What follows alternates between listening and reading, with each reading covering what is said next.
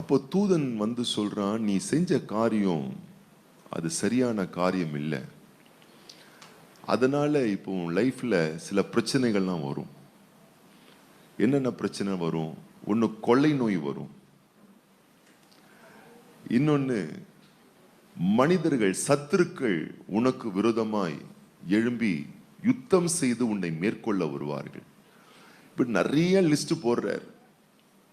தாவீது தைரியமா சொல்றாரு, அதே நேரத்தில் தாழ்மையா சொல்றாரு.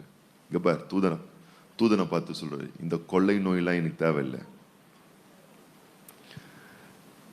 இந்த எதிரிகள் படையெல்லாம் எனக்கு தேவையில்லை, நான் ஆண்டவர் கையில விழுந்துடுறேன், நான் ஆண்டவர் பாதத்துல விழுந்துடுறேன்.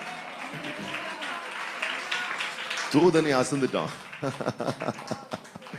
நான் சொல்லட்டுமா, உங்க லைஃப்ல 1000 பிரச்சனைகள் 1000 சூழ்நிலைகள் வந்தாலும் ஆண்டவர் பாதத்துல மட்டும் நீங்க விழுந்துற மனுஷனா நீங்க இருந்தீங்கன்னா பரலோகமே உங்களுக்கு சப்போர்ட்டா நிற்கும்.